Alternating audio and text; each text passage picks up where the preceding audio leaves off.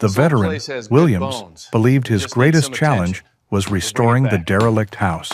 He was wrong. His true test came not from the decaying structure, but from Thomas, his loyal service dog. Every day, Thomas would sit motionless for hours, his gaze fixed on a blank, featureless wall in the library. He wouldn't bark or scratch.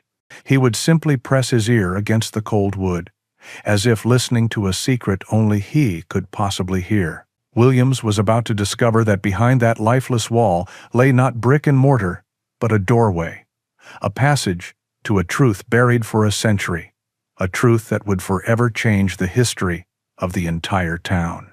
Please support us by subscribing to the channel. The low rumble of the old pickup truck's engine was the only sound that had been constant for 3 days. It was a steady, mechanical heartbeat against the vast, quiet canvas of the American landscape. Inside the cab, Williams kept his eyes on the gray ribbon of asphalt unwinding before him, his knuckles white on the worn leather of the steering wheel. He was a man in his early 40s, tall and lean, with a strength that was not bulky but forged from endurance. His short brown hair was lightly dusted with silver at the temples, and his face, etched with lines of hardship and vigilance, held a quiet kindness in the set of his jaw and the depths of his hazel eyes. Dressed in his uniform of choice, a faded navy and gray plaid shirt over a plain t-shirt, worn denim jeans, and sturdy work boots, he looked like a man who was more comfortable with tools than with people. Every few minutes, his gaze would flick to the rearview mirror, a nervous habit he could not break. The road behind was always empty, flanked by the towering Douglas firs of western Oregon, their peaks disappearing into a low, hanging mist. There were no threats here, no hidden dangers. He knew that logically, but the part of his brain forged in the dust and fire of faraway lands refused to stand down. It remained on watch, a sleepless sentinel that saw shadows in every tree line and danger in every unfamiliar sound. A soft whine pulled him from his thoughts. From the passenger seat, a large German shepherd shifted, lifting his noble head to rest it gently on Williams's shoulder. This was Thomas, a magnificent 5-year-old dog whose thick coat was a rare blend of wolf gray and patches of white. His intelligent amber eyes were fixed on Williams, full of an understanding that transcended words. Thomas was not just a companion, he was an anchor, a living, breathing presence that kept Williams from drifting away on the chaotic tides of his own memory. Williams reached over, his calloused hand stroking the dog's head, feeling the familiar rhythm of his breathing. The simple contact was enough to loosen the tight knot of anxiety in his chest. For months after his discharge, Williams had tried to fit back into the world he had left behind. He tried the city, with its relentless noise and jostling crowds, a constant barrage on his heightened senses. He tried the suburbs, with their polite fences and unspoken rules, a quiet that felt more suffocating than peaceful. Nothing worked. The ghosts of his past were too loud, the silence of civilian life too empty. His only constant, his only source of stability, was Thomas. Finally, with what little savings he had left, he packed his few belongings into the truck and started driving west, with no destination in mind other than a place where the world might finally leave him in peace. That was how they found Havenwood, Oregon. The town appeared almost by magic out of the dense fog, a small collection of buildings nestled in a valley. It was not a bustling place. A single main street featured a grocery store, a diner, and a few other small businesses. It was quiet, unassuming, and surrounded by miles of deep, silent forest. It felt like the edge of the world. For the first time in a long time, Williams felt a flicker of something other than dread. It might have been hope. He parked the truck in front of a small office with a sign that read, Havenwood Real Estate. Taking a deep breath, he gave Thomas a reassuring pat before stepping out. The air was cool and smelled of damp earth and pine. Inside, a man with a kind face and a receding hairline looked up from his desk. He was Mr. Evans, the sole real estate agent in town. He offered Williams a weary but welcoming smile. "Passing through or looking to stay?" Mr. Evans asked, his voice gentle. "Looking to stay," Williams replied, his own voice raspy from disuse. "If I can find the right place. Something quiet. Away from the main road." Mr. Evans nodded slowly, sizing up the man before him. He saw the military bearing, the haunted look in his eyes, and the subtle tension in his shoulders. He had seen men like Williams before. "Quiet. We have plenty of," the agent said, turning to a large corkboard on the wall, dotted with listings. "Most folks want to be closer to town, but there are properties further out. The problem is, they often need a lot of work." He paused, then pulled a thumbtack from a faded photograph in the corner of the board, a listing that looked like it had been there for years. "And then there's this one." He handed the paper to Williams. It was a black-and-white photo of a large, two-story farmhouse, its Victorian features obscured by overgrown ivy and a sagging porch. The description was blunt: foreclosed property, sold as is, significant repairs required. But it was the price listed at the bottom that made Williams's breath catch in his throat. It was impossibly low, a fraction of what even a small plot of land should cost. "The old Blackwood place," Mr. Evans said, a note of caution in his tone. "Been on the market for years. Bank just wants it off their books. People say it's got problems, bad wiring, leaky roof, maybe a foundation issue. No one's been able to stick with it for long."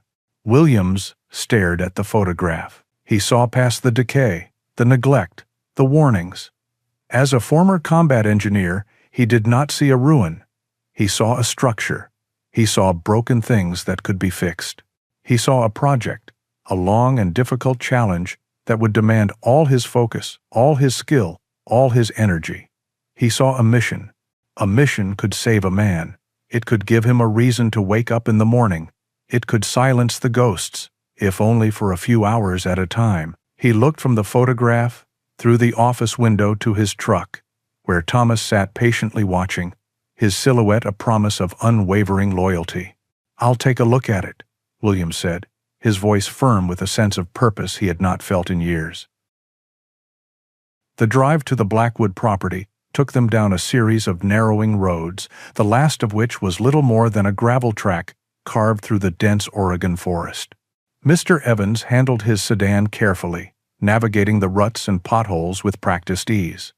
Williams followed in his truck, the realtor's words from their brief meeting echoing in his mind. "It's not just the repairs, Williams," Mr. Evans had said, his tone genuinely concerned as he gathered the paperwork. "It's the stories. The last family, the Millers, they lasted 2 months, left in a hurry, said the house had a hum, a sound that got under your skin. Before them, a young couple tried to flip it. They gave up after 6 weeks, sold it back to the bank at a loss, complained of strange noises, feelings of being watched." He sighed, tapping a pen on his desk. "People in Havenwood call it the curse. It's a money pit, and frankly, it spooks people. For a man on a tight budget, it's more than a risk, it's a folly. It's Noman." Williams had simply nodded, his expression unreadable. Folly. He was familiar with the term. He had been called foolish for re-enlisting, for choosing the lonely path of a career soldier. Now, he was being called foolish for choosing this broken-down house. Perhaps they were right. But a soldier learned to trust his gut, and his gut told him this was the mission he needed. When they finally broke through the trees, the house stood before them in the clearing, and Williams felt his breath catch. The photograph had not done justice to the scale of its neglect. It was a grand old farmhouse, but it looked like a tired giant that had finally surrendered to the relentless siege of nature. Gray paint peeled from the clapboard, siding in long, curling strips. The porch roof sagged precariously at one corner, and several windows on the second floor were dark, gaping holes where the glass had shattered. The yard was a tangled wilderness of weeds and thorny bushes, choking the life out of what might have once been a beautiful garden. It was a wreck, a disaster, and it was his. Mr. Evans got out of his car, a grim look on his face. Well, there she is, the soldier's folly. What fest! Williams parked his truck, his eyes scanning the property, not with despair, but with a cool, analytical gaze. He saw the weak points, the structural compromises, the years of decay. He also saw the strong bones beneath it all, the promise of what it could be. Thomas, sensing the shift in his master's focus, sat alert in the passenger seat, his ears twitching as he took in the new environment. The paperwork was signed on the hood of Williams's truck. He handed over a cashier's check for the full amount, a single piece of paper that represented years of combat pay and the last of his financial security. It was a reckless gamble, a leap of faith into a project that had defeated everyone else. As Mr. Evans drove away, giving one last, worried glance in his rearview mirror, Williams was left alone with his new home, his new mission. "Well, Thomas," he said quietly, his voice swallowed by the immense silence of the forest, "let's inspect the new barracks." He pushed open the heavy front door, its hinges groaning in protest. A wave of musty air, thick with the smell of damp wood, dust, and decay, washed over them. Inside, the house was a tomb of forgotten memories. Furniture lay shrouded in white cloths like pale ghosts, cobwebs draped from the ceilings in intricate silver chandeliers. A thick layer of dust covered every surface, preserving the house in a state of suspended animation. Williams moved through the downstairs rooms, his boots echoing on the hardwood floors. He ran a hand along the wall, testing the integrity of the plaster. He peered into the dark, cavernous fireplace. Thomas stayed close to his side, his nails clicking softly on the floorboards. The dog seemed uneasy, his usual calm demeanor replaced by a tense alertness. He sniffed suspiciously at the corners of the rooms, his body low to the ground. It was when Williams paused in the center of the main living area that he first felt it. It was not a sound, not at first. It was a vibration, a low-frequency thrum that seemed to rise up from the floor, through the soles of his boots, and into his bones. He stood perfectly still, closing his eyes, focusing all his senses like he had been trained to do. Then he heard it. A deep, resonant hum. It was faint, but persistent. A steady, mechanical drone that seemed to originate from deep within the earth beneath the house. It was the sound of a distant, massive engine. Thomas heard it too. The dog's ears flattened against his skull, and a low, guttural growl rumbled in his chest. He began to pace, his body language screaming of a threat he could not see. He would stop, stare intently at the floorboards, then move again, unable to settle. The hum was not just a noise, it was an intrusion, a presence that set every one of the dog's protective instincts on high alert. Williams watched his companion, the knot of anxiety returning to his own chest. He trusted Thomas's instincts more than his own. The dog was a finely tuned instrument, and right now, he was sounding a clear alarm. The locals were right. The house had a voice, and it was an unsettling one. The silence he had craved was not here. Instead, he had bought a house filled with a sound that promised no peace at all. The mission had just begun, and its first objective was clear: identify the source of the invisible enemy hiding in the foundation. The first week at the Blackwood property was a blur of methodical labor. Williams established a routine, a rhythm that was familiar and comforting. He worked from sunrise to sunset, fueled by coffee and a grim sense of determination. He cleared the debris from the main floor, tore out rotten floorboards, and patched the most immediate holes in the roof to keep the persistent Oregon rain at bay. Each completed task, no matter how small, was a minor victory against the overwhelming forces of decay. But through it all, the hum was his constant, unwelcome companion. It never stopped. It was a low, resonant vibration that permeated everything, a sound that seemed to exist just at the edge of hearing. During the day, the noise of his tools could almost drown it out. But in the quiet moments, during a water break, or in the deep stillness of the night, it would return, a persistent reminder of the house's hidden sickness. As a combat engineer, Williams was a diagnostician of structural problems. He approached the mystery of the hum with the same disciplined logic he would apply to a compromised bridge or a faulty generator. First, he tackled the house's internal systems. He shut off the main water valve. The hum continued. He flipped the master circuit breaker, plunging the house into darkness. The hum remained unchanged. He inspected the ancient oil furnace in the cellar, a hulking iron beast, but it was cold and silent.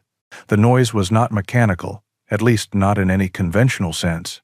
His investigation led him to the crawl space, a dark, web-choked labyrinth beneath the house. Armed with a powerful flashlight, Williams spent hours on his hands and knees in the damp, claustrophobic space. He examined every inch of the stone foundation, looking for cracks, for hollow spots, for anything that could explain the sound. The hum was stronger down there, vibrating through the very earth he crawled upon, but its source was maddeningly elusive. It was everywhere at once, coming from no single point. Day after day, his search yielded nothing. The logical, step-by-step process that had served him so well in his military career was failing him. The mission was stalling. Frustration began to set in, a cold and familiar feeling. It gnawed at the edges of his focus, whispering doubts in the quiet of the evenings.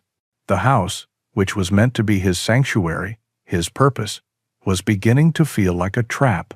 The unseen, unidentifiable source of the noise felt like an enemy he could not engage, an invisible pressure that was slowly wearing him down. The feeling was dangerously similar to the helplessness he'd felt in the past, a trigger for the very anxieties he had come here to escape. While Williams was consumed by his failing investigation inside, Thomas was growing increasingly agitated. The dog, normally content to shadow Williams from room to room, now spent much of his time whining at the back door.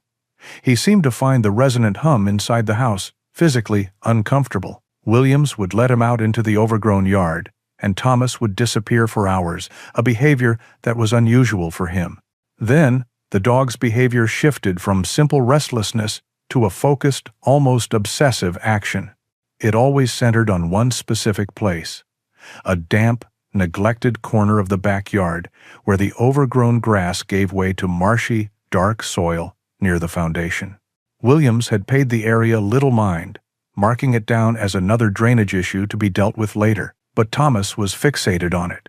He would trot directly to that spot, his nose to the ground. Then, he would begin to dig. It was not the playful digging of a bored dog. It was a frantic, determined excavation, sending clumps of dark earth flying.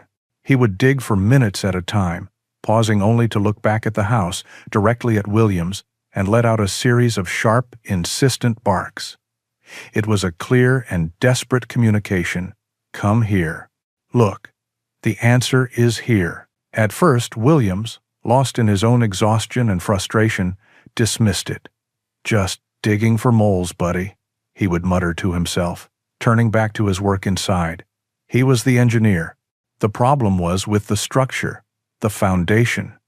What could a dog possibly know about that? But Thomas was relentless.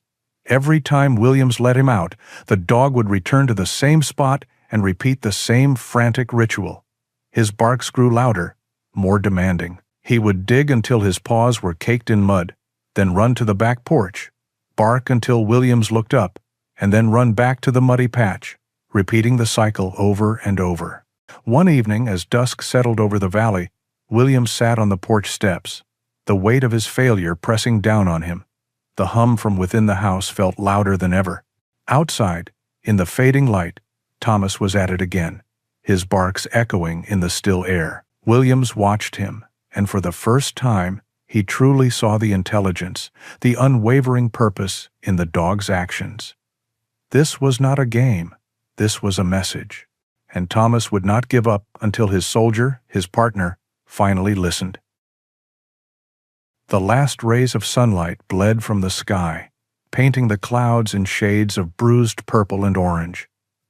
Williams pushed himself to his feet, his joints aching from a day of fruitless labor. He looked from the dark, silent house to the muddy corner of the yard where Thomas was still barking, a tireless sentinel at his post. For a week, Williams had trusted his own training, his own logic, and it had led him to a dead end. He was an engineer who could not diagnose the problem, a soldier fighting an enemy he could not find. In that moment of quiet despair, something shifted. He looked at his partner, his loyal friend, whose frantic efforts had been the only new development in this frustrating stalemate. A core tenet of his service had been to trust the instincts of his unit, to rely on the intel his brothers provided. And Thomas, more than anyone, was his unit. His intel had never been wrong. "All right, buddy," William said, his voice a low rumble. "All right. I hear you." At the sound of his master's voice, a different tone in it now, Thomas's barks softened into excited yips. Williams walked to the small shed leaning against the side of the house and pulled out a sturdy, mud-caked shovel. He walked over to the damp patch of earth, the ground squelching under his boots. Thomas danced around him, his tail wagging furiously. He knew he had finally gotten his message across. Williams plunged the shovel into the dark soil. It was heavy, saturated with water. The first few scoops revealed nothing but mud and tangled roots. A sliver of doubt crept in. Was he just a fool, digging a hole in his yard because his dog told him to? He glanced at Thomas, who was watching him with unwavering focus, and pushed the doubt aside. He kept digging. He worked for nearly an hour, the hole growing wider and deeper. Sweat dripped from his brow, mixing with the dirt smudged on his face. Then, the shovel struck something that wasn't rock or root. The ground beneath felt softer, almost hollow. He dug more carefully now, clearing away the compacted earth. Suddenly, a trickle of clear, cold water began to seep into the bottom of the hole. It was not rainwater. It was fresh, flowing from a source deep within the earth. His heart began to pound with a new energy, the thrill of discovery chasing away his fatigue. He dug with renewed purpose, clearing away decades of debris, stones, and packed clay.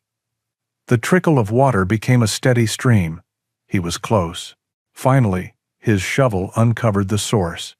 A steady, pressurized flow of water bubbling up from an opening in the ground. An opening that was almost completely blocked by a large, flat stone and a cascade of smaller rocks from an ancient landslide. In an instant, the entire mystery unraveled in his engineer's mind. It was an artesian spring, an old, forgotten source of water that had been choked off for who knows how long. The blockage was acting like a cap on a pressurized pipe. The immense, relentless force of the water, with nowhere to go, was pushing up against the earth and, in turn, against the massive stone foundation of the house. It was a simple, brutal matter of physics. The house was not haunted by a ghost. It was being vibrated by the immense power of trapped water. The hum was the sound of a mountain spring trying and failing to be free. "You found it, Thomas," Williams breathed, looking at his dog in awe. "You brilliant boy. You found it." Now the mission had a clear objective: relieve the pressure. He retrieved a pickaxe from the shed. He needed to give the water a new path, a channel to flow away from the foundation. It was back-breaking work. Using the pickaxe to break up the compacted soil and the shovel to clear it, Williams began to dig a trench. He worked by the light of a single powerful work lamp, the darkness of the Oregon forest pressing in around him. He plotted the course carefully, using the natural gradient of the land to create a channel that would lead the water away from the house and down a gentle slope towards the trees. For hours, the only sounds were the rhythmic scrape and thud of his tools and his own ragged breathing. Thomas never left his side, lying a few feet away, a silent, watchful supervisor. Finally, with one last swing of the pickaxe, he broke through the final barrier of earth, blocking the spring's opening. The effect was immediate.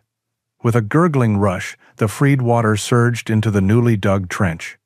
It flowed away from the house, a liberated stream finding its new course in the darkness. William stood, leaning on his shovel, covered in mud and sweat, and listened. The hum was fading. The oppressive vibration that had filled every moment in the house was lessening, the resonant frequency dying down as the pressure on the foundation eased. Within a minute, it was gone completely. The silence that fell was absolute. It was a profound, peaceful stillness he had not realized he was missing so desperately. The only sound was the gentle, melodic murmur of the new stream he had created. The curse was broken. The unseen enemy was defeated. He slid to the ground, his back against a tree, utterly exhausted but filled with a sense of triumph he had not felt in years. Thomas trotted over, nudged his hand, and then licked the grime from his cheek. The mission was a success. The silence was the greatest reward. In the weeks that followed the liberation of the underground spring, a profound peace settled over the Blackwood property. The oppressive hum was replaced by the gentle murmur of the new stream and the whisper of wind through the tall firs. The house no longer felt like an adversary. It was simply an old, wounded structure, waiting patiently to be healed. With the unseen enemy gone, Williams's spirit was renewed. His work took on a new energy, a joyful purpose that had been impossible before. He was no longer just fighting against decay, he was building a home. He spent his days repairing window frames, sanding floors until the beautiful old grain of the wood reappeared, and clearing the tangled brush from the yard. The physical labor was demanding, but it was honest work that quieted his mind and tired his body in a way that finally allowed for restful, dreamless sleep. He and Thomas fell into a comfortable rhythm. Mornings were for hard work. Afternoons were for quiet companionship, often spent sitting on the slowly strengthening porch, watching the sunlight filter through the trees. Thomas, no longer on edge, was his calm and watchful self again.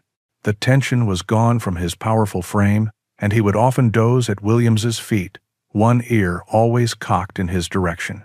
The mission was progressing. The soldier and his dog were building a fortress of peace, one repaired board at a time. As the main living areas began to take shape, Williams turned his attention to the more neglected rooms. One of these was the library.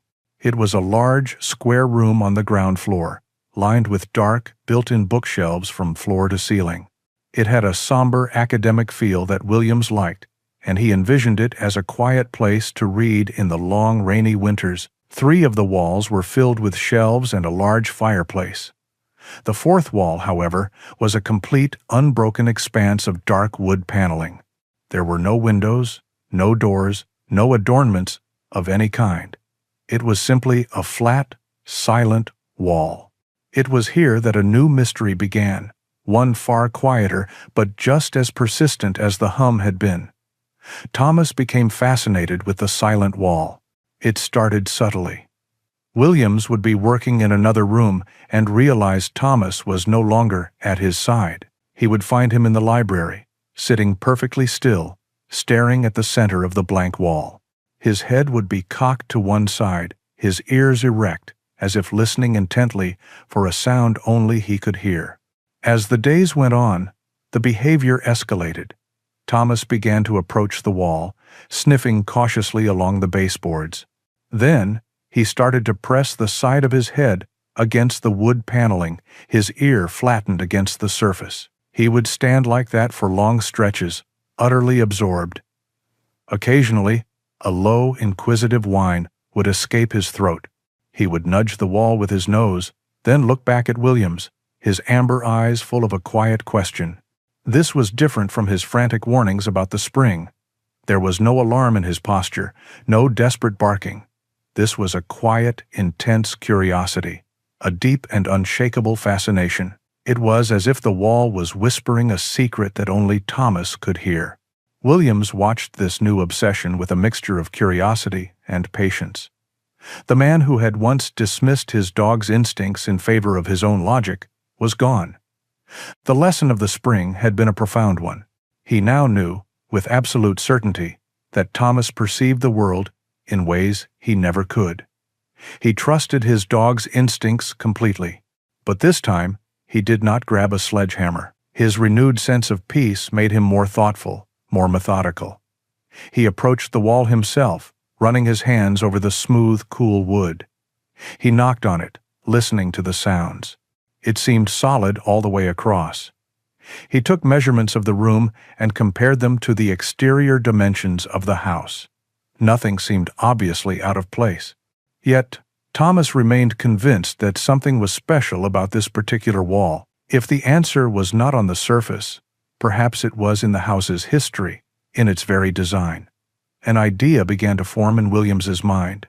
A house this old, this grand, must have had original plans, and if they still existed, the most likely place to find them would be the one place that time often forgets.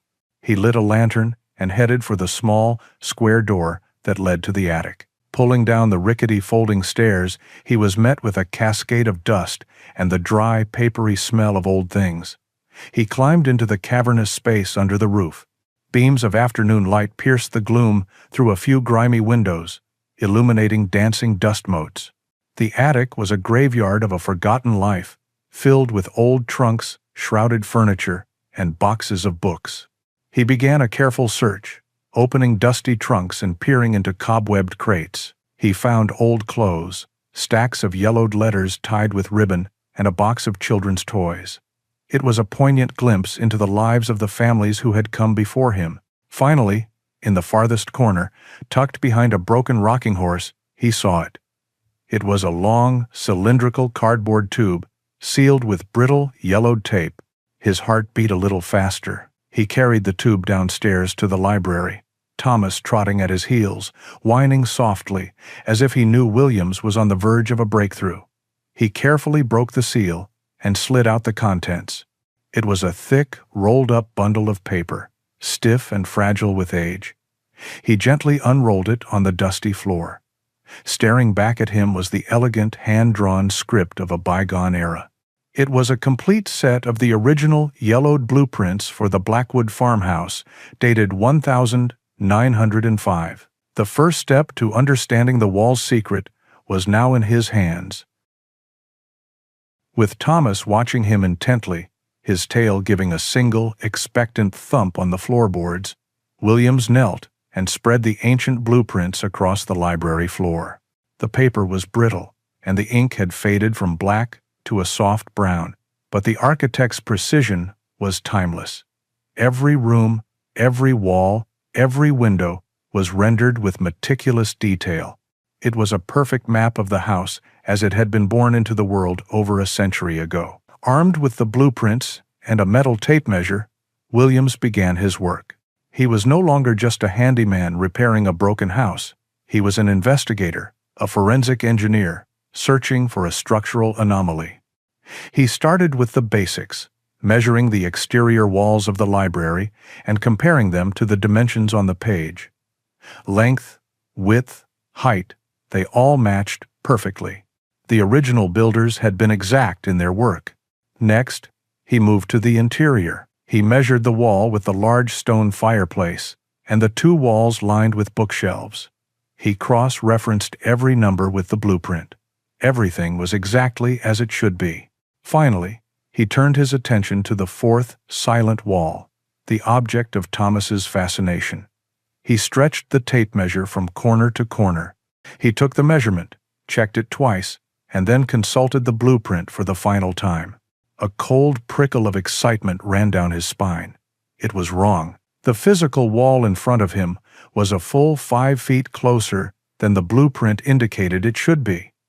On the architectural drawing, the library was deeper. More importantly, the drawing clearly showed a small rectangular room behind that wall, a space about 5 feet deep and 12 feet wide. It was labeled in elegant, looping script, "Private Study." According to the map of the house, he was standing in a room that was incomplete. A part of it was missing, hidden behind the very wall that had so captivated his dog. He looked at Thomas. The German Shepherd had moved to the center of the blank wall and was sniffing intently at one specific spot, his tail now giving a low, steady wag. Williams brought the blueprint over. He studied the diagram, noting the location of the small, private study. A door was drawn on the plans, connecting it to the library. He measured its position on the paper, then used his tape measure to find its corresponding location on the real wall. The spot he marked was the exact place where Thomas now sat, looking up at him as if to say, "Well, what are you waiting for?" The combination of evidence was irrefutable. The dog's unwavering instinct had pointed the way, and his own technical analysis had confirmed the target. There was a room back there. "Okay, buddy," Williams said, a grin spreading across his face. Let's see what they were trying to hide. He went to retrieve his tools, a heavy hammer and a long, flat pry bar. He returned to the wall and, for the first time, knocked on the spot Thomas had indicated. The sound was entirely different from the rest of the wall. It was not a dull thud, but a distinctly hollow, resonant boom, the sound of empty space. He started carefully, using the edge of the pry bar to find a seam in the dark wood paneling. With a groan of protesting nails, the first panel came loose. Behind it was not wall studs and insulation, as he might have expected, but a solid wall of old horsehair plaster. Someone had not just built a false wall. They had gone to great expense to make it look like a permanent part of the house. He switched to the hammer, tapping gently at first, then with more force. The plaster cracked, then crumbled, falling away in dusty chunks to reveal wooden planks beneath. He worked patiently, chipping away the plaster until he had uncovered the distinct outline of a door frame. It was a standard-sized door, but it had no handle, no hinges, no hardware of any kind on this side. It had been seamlessly plastered and paneled over, a deliberate and thorough act of concealment. The door was sealed shut, likely by decades of settlement and the plaster that had been forced into its seams. Williams wedged the tip of the pry bar into the thin crack between the door and the frame. He put his shoulder into it, leveraging all his weight. For a long moment, nothing happened. Then, with a loud crack like a gunshot, the old wood seal broke. He pushed again, and with a low, mournful groan of ancient hinges, the door swung inward into absolute darkness. A wave of air, unimaginably stale and dry, washed over them. It was the smell of a sealed tomb, of dust and leather and time itself. Williams grabbed his powerful flashlight from his tool belt and aimed its bright beam into the yawning blackness. He and Thomas stood on the threshold, peering into the hidden space. The beam of light cut through the darkness, illuminating a thick curtain of dust motes suspended in the air. Beyond them, shapes began to emerge from the gloom. A desk, a leather chair, wooden crates stacked against the far wall. Everything was covered in a thick, pale shroud of dust, a perfect, undisturbed layer that spoke of decades of silent isolation. They had found it. A room that the world had forgotten, a secret held within the walls for nearly 100 years. Together, they took the first step across the threshold, into the silent, waiting mystery. The air in the secret room was thick and still, a pocket of time that had remained sealed for generations. Williams swept the beam of his flashlight across the space, revealing the details beneath the uniform layer of gray dust. It was a man's study, simple and functional. A heavy oak desk stood against one wall, its surface bare except for a thick coating of dust. Behind it, a high-backed leather chair, though faded and cracked, still held an air of authority. In the corner, 3 large, dark green steamer trunks were stacked one on top of the other, their brass latches tarnished with age. Thomas moved cautiously into the room, his nails making no sound on the dusty floorboards. He sniffed at the base of the desk, then at the leg of the chair, his body language communicating a quiet curiosity rather than alarm. This place was not a threat, it was just a memory. Williams's attention was fixed on the trunks. They were the only items in the room that suggested storage, the only things that seemed out of place in a simple study. He approached the top trunk, his flashlight beam dancing over its surface. It was not locked. With a deep breath that stirred up a cloud of ancient dust, he lifted the heavy lid. For a moment, he could only stare, his mind struggling to process what he was seeing. The trunk was filled to the brim with stacks of paper currency. They were old bills, larger than modern currency, with unfamiliar designs and portraits. They were bundled in neat stacks, held together by brittle paper bands from banks whose names had long since faded from history. He reached in, his hand trembling slightly, and picked up a stack. The bills were from the 1,922nd and 1,932nd. He moved to the second trunk and pried it open. It was more of the same, stack after stack of cash. And beneath them, bundles of bearer bonds, issued by companies and railroads that had vanished during the Great Depression. It was a fortune, a life-altering, staggering amount of money from an era of desperation and want. This was not a scholar's study. It was a bank robber's hoard. In the third and final trunk, nestled on top of yet more cash, lay a single object that seemed different from the rest. It was a handsome, leather-bound journal, its cover worn smooth with use. There was no dust on it. It appeared to have been placed in the trunk just before it was sealed. Williams carefully lifted it out. It felt heavy, important. He sat down on the edge of the dusty desk, Thomas immediately coming to rest his head on his knee, sensing the sudden gravity of the moment. He opened the journal to the first page. The handwriting was a strong, clear script, and the first entry was dated May 12th, 1931. He turned a few pages, his eyes scanning the detailed entries, the descriptions of places, the accounting of numbers. This was not just a diary, it was a ledger, the life's work of a man who lived outside the law. And in that dusty, silent room, with a fortune at his feet, Williams was thrown into a fierce and silent battle with himself.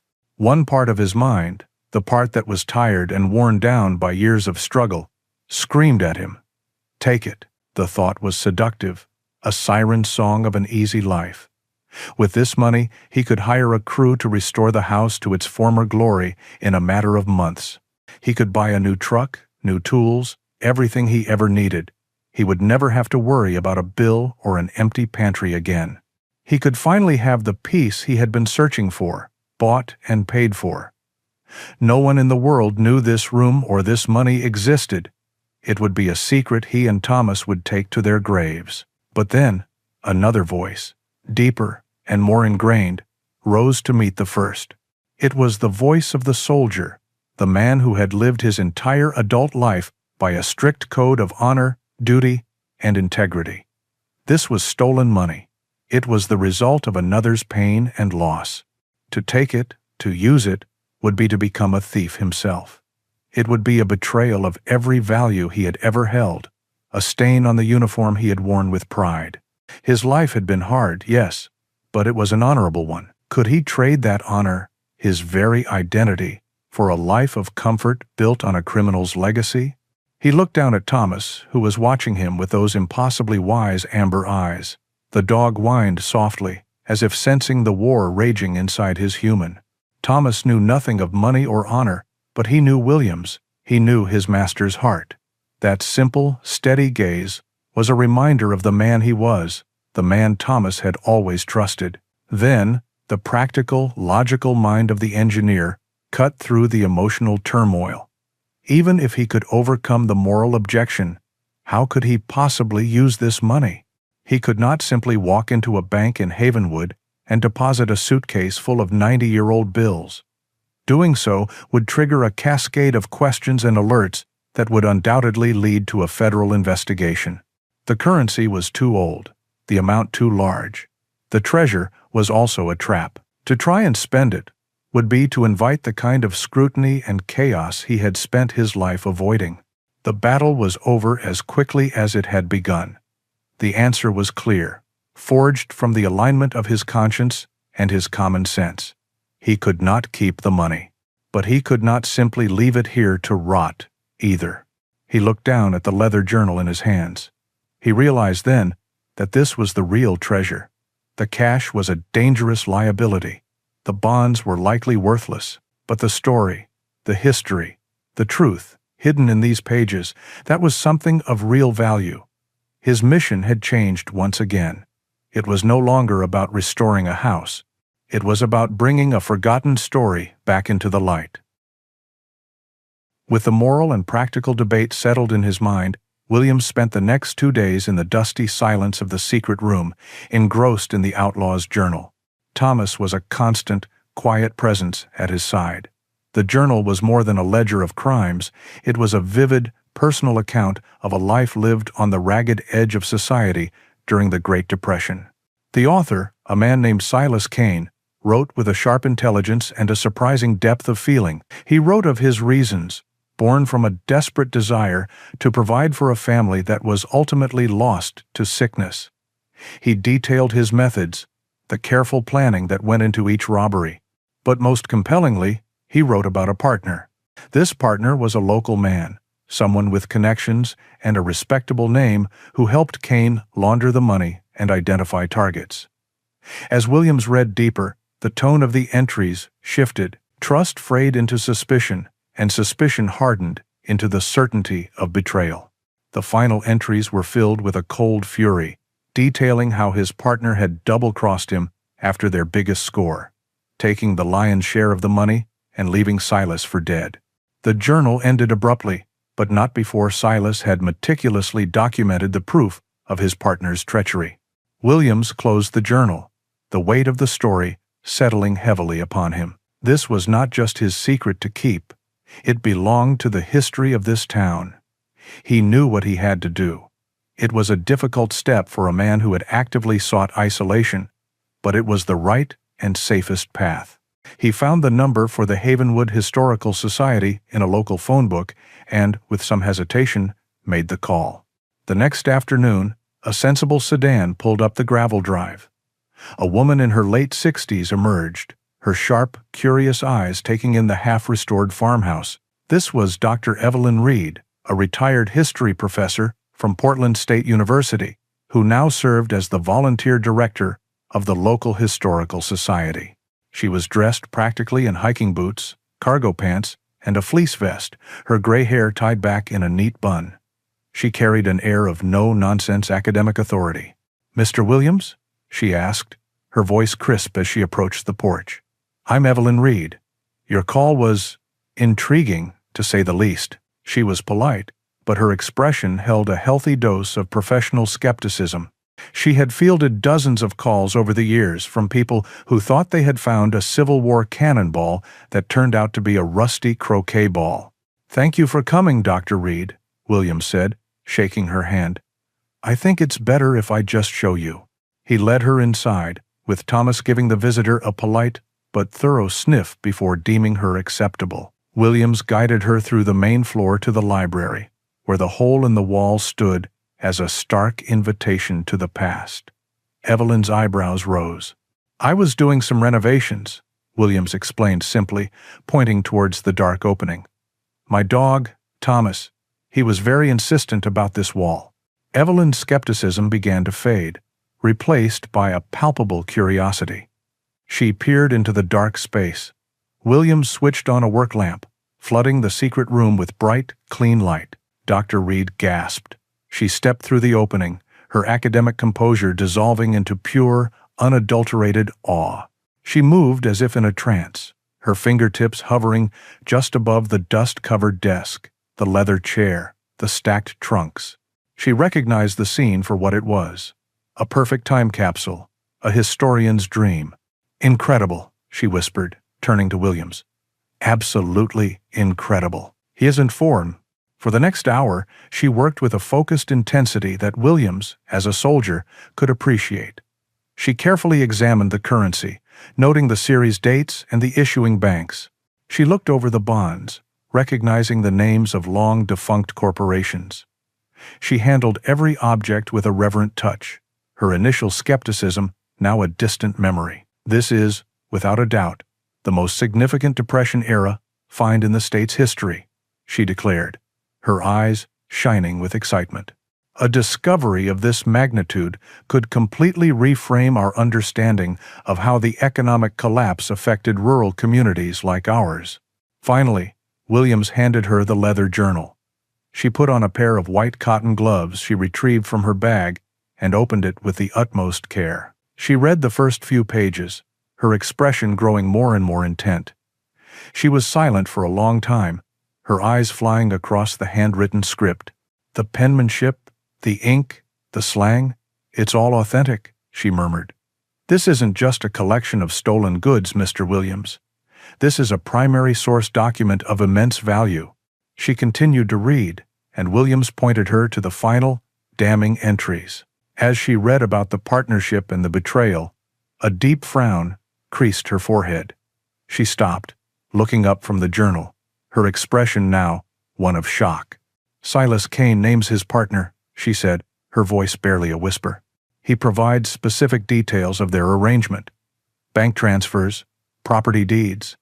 She looked at Williams, her eyes wide with the implication of it all.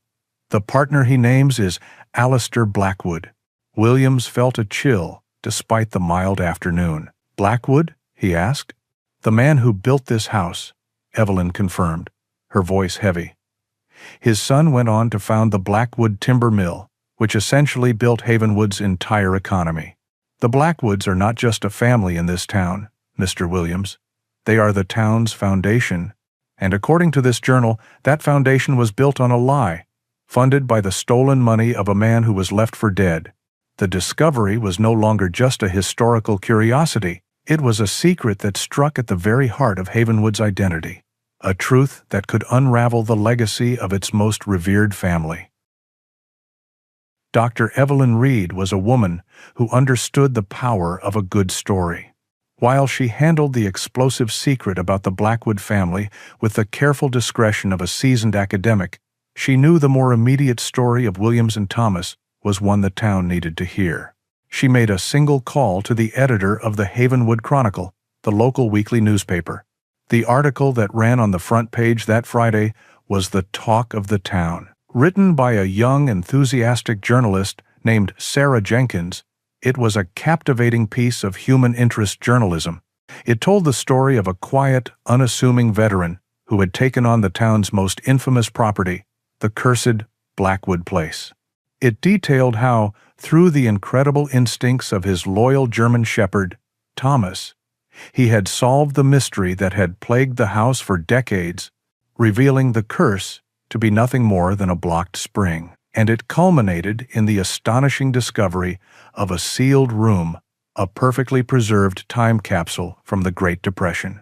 The story was an instant local legend. It had everything: a reclusive hero, a brilliant animal sidekick, a haunted house, and a hidden treasure. By the weekend, the news had been picked up by a regional television station from Eugene. A news van, something rarely seen in Havenwood, trundled up Williams's gravel driveway. He reluctantly agreed to a short interview, on the condition that they focused more on Thomas than on him. On camera, Williams was a man of few words, quietly explaining how he had simply trusted his dog. Thomas, for his part, sat majestically by his master's side, looking calm and noble, occasionally nudging Williams's hand as if for reassurance. The image they presented was powerful. A quiet, dignified man and his incredibly intelligent dog, partners who had succeeded where everyone else had failed. They were no longer just the strange newcomers. They were the heroes of Havenwood. The shift in the town's attitude was immediate and palpable. The whispers and suspicious glances that had followed Williams on his rare trips into town were replaced by smiles, waves, and friendly greetings. Cars would slow down as they passed his property, not to gawk at the soldier's folly, but to get a glimpse of the man and the dog who had rewritten local history. One afternoon, as Williams was working on the porch railings, a pickup truck he recognized from a neighboring farm pulled up. The driver, a gruff-looking man in his 50s, who had once warned Williams he was throwing his money away, got out. He approached the porch hesitantly, holding a freshly baked apple pie. "Figured you and the dog might like this," the man said, avoiding eye contact as he set the pie down on a crate. "What you two did, well, it's something else. My grandfather used to tell stories about this place. You proved them all wrong." He finally looked at Williams, a look of genuine respect in his eyes. "If you need a hand with any of the heavy lifting, you just let me know." The small gesture of kindness struck Williams with more force than he could have anticipated. It was more than just a pie. It was an offering of acceptance, a welcome into the community he had held at arm's length. Calls came in from others, including a sheepish Mr. Evans, the realtor, who congratulated him profusely and admitted he had never been happier to be wrong about a property. This wave of goodwill became a powerful form of therapy. The constant hypervigilance, the feeling of being an outsider judged by his past, began to recede. The walls he had built around himself brick by brick started to crumble.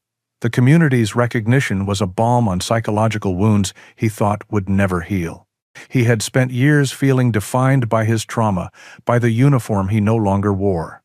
But the people of Havenwood did not see a damaged veteran.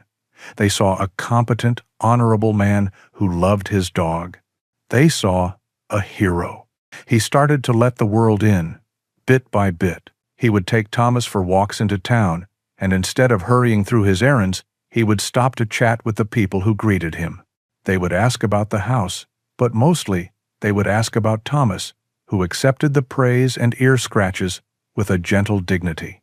Williams found himself smiling more, the deep lines of hardship on his face softening.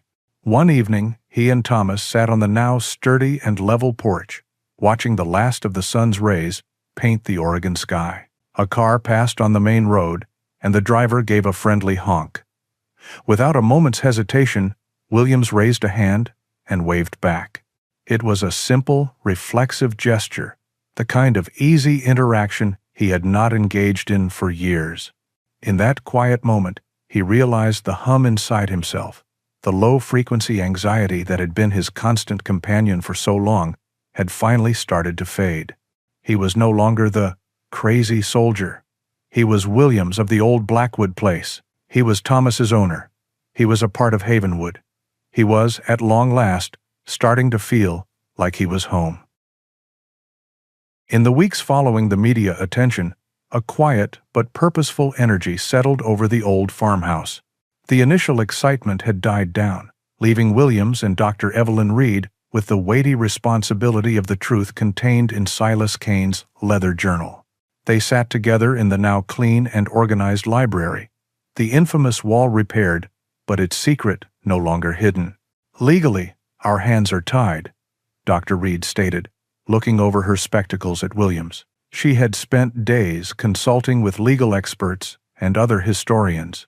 The statute of limitations on any crime, civil or criminal, ran out more than 80 years ago. A court would never hear the case. The journal is a historical document, not a legal one. Williams nodded, a sense of calm on his face. He had expected as much. But the story is true.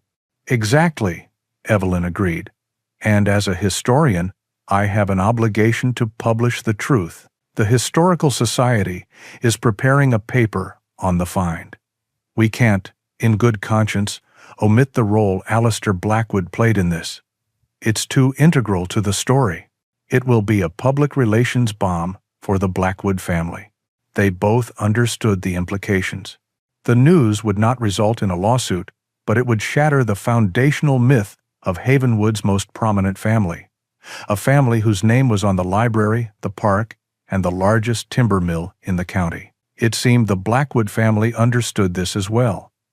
A few days later, a pristine, dark blue luxury sedan, a car that looked utterly alien in the rustic setting, crunched up the gravel driveway. A man in his early 60s stepped out. He was impeccably dressed in a tailored gray suit, his silver hair perfectly combed. His face was stern and carried the unmistakable air of wealth and authority, but his eyes held a weary pragmatism. This was Jonathan Blackwood, the great-grandson of Alistair Blackwood and the current head of the family empire. Williams met him on the porch, Thomas standing silently at his side, watchful but not aggressive. "Mr. Williams," the man said, extending a hand. "I'm Jonathan Blackwood. I believe you have something that belonged to my great-grandfather." His voice was calm and direct, the voice of a man used to solving complex problems. Williams led him inside, where Dr. Reed was waiting. The three of them sat around the old library table. There were no theatrics, no angry denials. Mr. Blackwood was a businessman, and he had come to negotiate a settlement, not to argue about the past. "I have been made aware of the contents of the journal," he began, his gaze steady. "My family and I are, of course, deeply invested in preserving the true history of this town.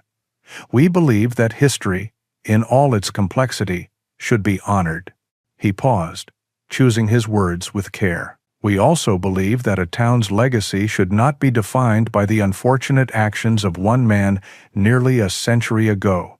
To that end, the Blackwood Family Foundation would like to make a proposal." we propose the establishment of the Havenwood Historical Conservation Fund with a significant endowment to ensure its operation for the next 50 years.